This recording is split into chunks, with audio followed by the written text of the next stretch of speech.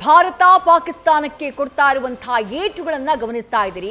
ಭಾರತ ಪಾಕಿಸ್ತಾನದ ಸುಳ್ಳಿನ ಮುಖವಾಡವನ್ನ ಕಳಚುವಂತಹ ಕೆಲಸದಲ್ಲಿ ಸದ್ಯ ನಿರತವಾಗಿದೆ. ಏನೇನು ಸುಳ್ಳುಗಳು ಹೇಳ್ತಾ ಇದೆಯೋ ಅದೆಲ್ಲವನ್ನ ಕೂಡ ಬಟಾಬಯಲು ಮಾಡುವಂತಹ ಪ್ರಯತ್ನ. ಭಾರತ ಯಾವುದೇ ಕಾರಣಕ್ಕೂ ದಾಳಿಯಿಂದ ಹಿಂದೆ ಸರಿಯಲ್ಲ. ಅಮೆರಿಕಾಗೆ ಭಾರತದ ವಿದೇಶಾಂಗ ಸಚಿವ ಎಸ್ ಜೈಶಂಕರ್ ಸ್ಪಷ್ಟನೆಯನ್ನ ಕೊಟ್ಟಿದ್ದಾರೆ. ಅಮೆರಿಕಾದ ವಿದೇಶಾಂಗ ಕಾರ್ಯದರ್ಶಿ ಮಾರ್ಕ್ ರೂಬಿಯೋಗೆ ಸ್ಪಷ್ಟನೆಯನ್ನ ನೀಡಿದ್ದಾರೆ. ಪಾಕ್ ಜೊತೆ ಮಾತುಕತೆ ನಡೆಸಿ ಅಂತ ಹೇಳಿ ಸಲಹೆಯನ್ನ ಕೊಟ್ಟಿತ್ತು ಅಮೆರಿಕ. ಪುಕ್ಸಟ್ಟೆ ಸಲಹೆ.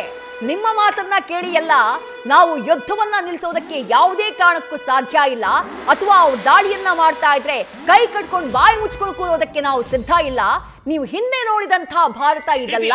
ನಾವು ರೆಸ್ಪಾಂಡ್ ಮಾಡೇ ಮಾಡ್ತೀವಿ. ರೆಸ್ಪಾಂಡ್ ಮಾಡೋದು ನಮ್ಮ ಹಕ್ಕು, ನಾವು ಅದನ್ನ ಮಾಡ್ತೀವಿ.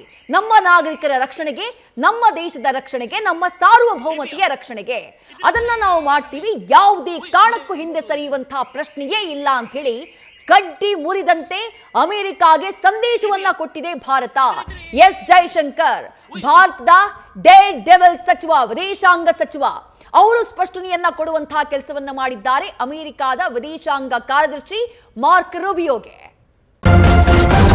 ನ್ಯೂಸ್ ಫಸ್ಟ್, ನಿರ್ಭೀತಿಯಿಂದ ನಿಮ್ಮ ಪರವಾಗಿ.